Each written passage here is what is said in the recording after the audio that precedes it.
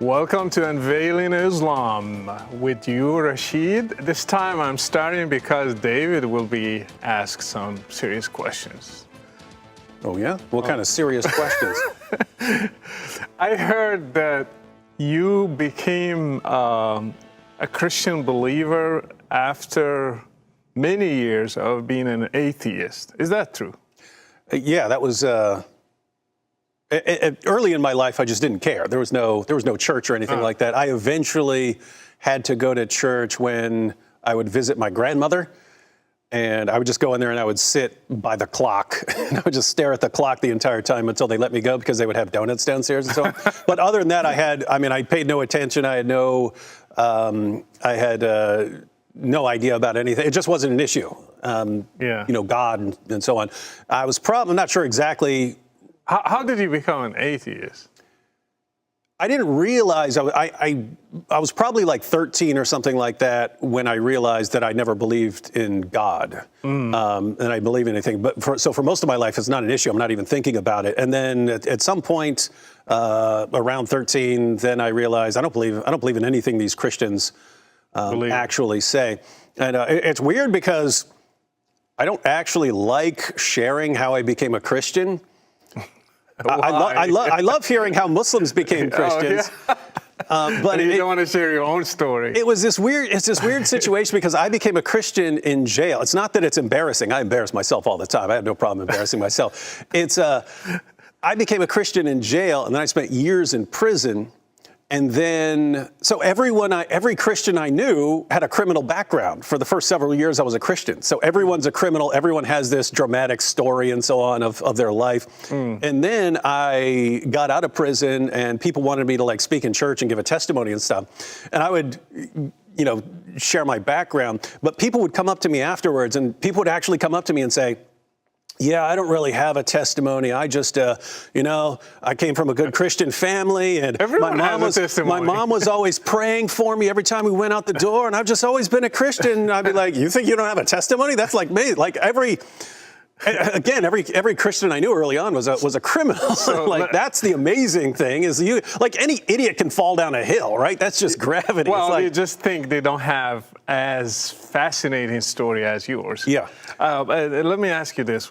Why did you, I followed your videos. I know why, but I'm asking for the sake of those who do not know. Why you went to jail? Yeah, that was, I was eventually diagnosed with something called antisocial personality disorder. That's what psychopaths and sociopaths have. Okay. We don't form normal emotional attachments to other people. We don't respect other people's rights and so on. But when you're a little kid, you don't know that you have a problem. So I was a little kid, and I started eventually concluding that I was better than everyone else. It started off, the first time I remember, I was 5 years old, and I'd had a dog as long as I can remember. I don't remember a time where I didn't have this dog named Goliath.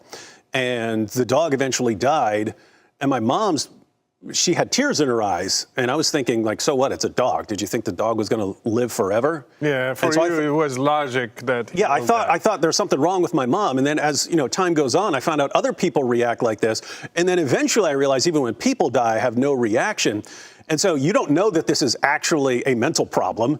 I'm thinking, oh, you guys are all inferior. You're controlled by your emotions, and I'm just this pure. Logic machine. So I concluded that I had evolved to a higher stage of humanity or something like that, and that So how did you go to jail? I attacked my dad with a hammer.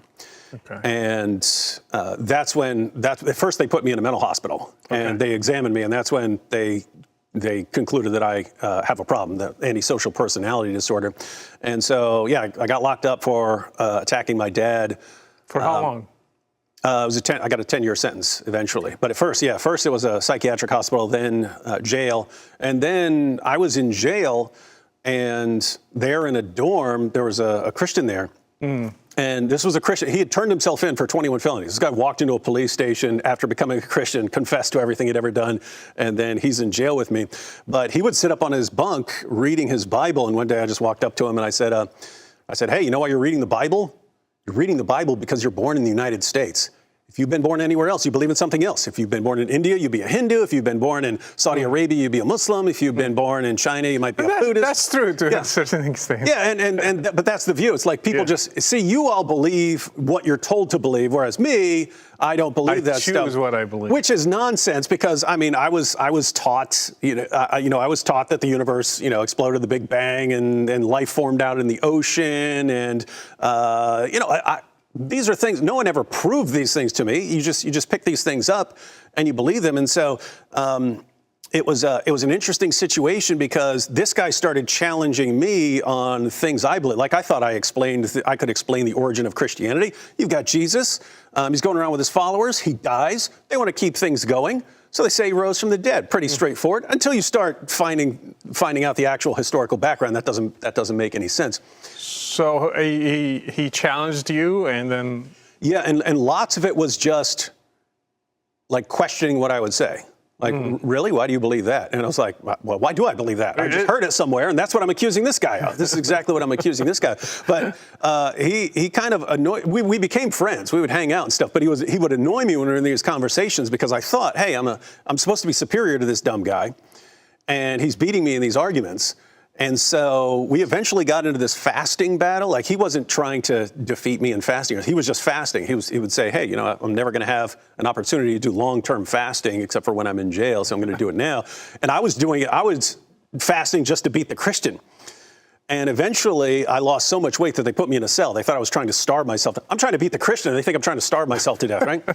But I was back there, and I was like, I'll study all this stuff, and I'll study all these arguments and so on, and then I'll go back out of here, and I'll destroy this guy.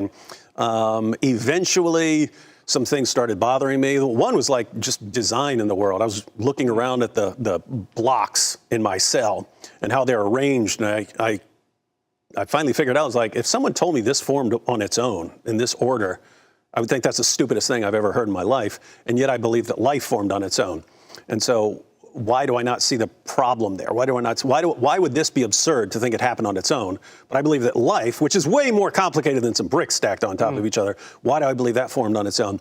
And then it was eventually a version of what's now considered the moral argument. I thought I'm inventing this stuff as I go along, these arguments, but it turns out these arguments have been around a long time. Yeah. So the moral argument was, hey, I think I'm, superior to other people, and that I'm a higher. What's the standard? What's the standard? Yeah. So there's is there a standard of better and so on? And if that's the case, then how am I better? I'm a guy in a jail cell for attacking my dad. In what way am I this greatest thing? That's right. And so there was that, and really what sealed it was the resurrection. When I found out, it had a lot to do with how the apostles died, and these guys going to their horrible, bloody deaths, preaching that Jesus had risen from the dead and appeared to them. And I was trying to think of anyone in history who made something up and then was willing to go out and die for it. Because keep in mind, jihadis and so on will die for what they believe, but it's something they heard and then they believed. The apostles were dying for something they claimed they saw. True. So they either saw this stuff or they're making it. I thought they had made it up, but it wasn't making any sense for them to make it up and then to go out and die. Liars are bad martyrs. Liars make poor martyrs. Right? Like, maybe you get one just crazy nut who would die for something he made up, but like all these guys are willing to die for it. Yeah. And so this started bothering me, and it really just got down to the point where I was like, what have I got to lose here? I'm in a jail cell. They're about to send me to my third mental hospital.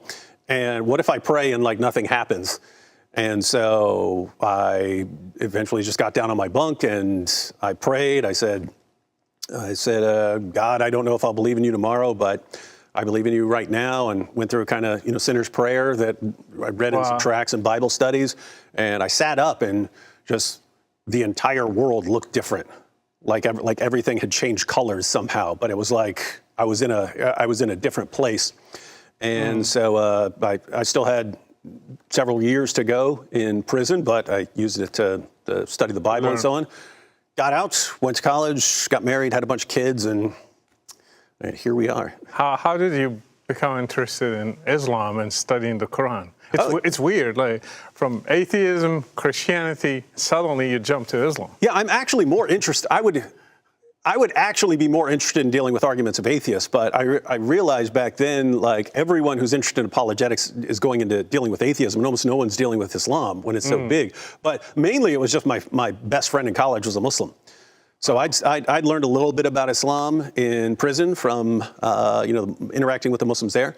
But Nabil, in college, you are talking about Nabil Qureshi. We became best friends in college. And it took 4 years of discussions with Nabil. He eventually became a Christian. I thought, cool, I'm done with Islam.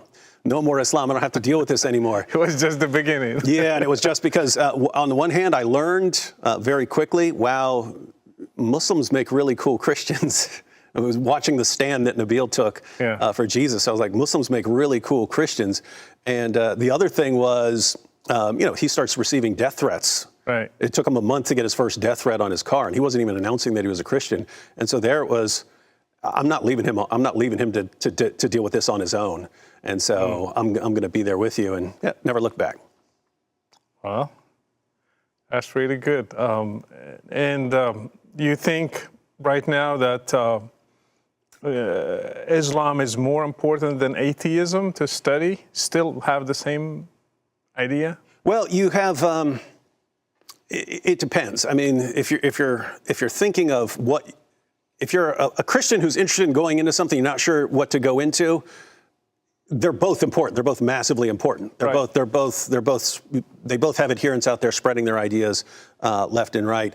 But I would say, given the amount of the world's population, you're dealing with around 2 billion Muslims now, and that the emphasis in Christian apologetics hasn't really been in Islam. True. And so I would say that, go with, if you're really interested in something, go with that. If you aren't sure what to go into and you're looking for something, Islam's probably a pretty good. Or you can do both. Yeah, you can absolutely do both. And so all you Christians are watching out there, one more thing, one more piece of advice I would have for those of you out there.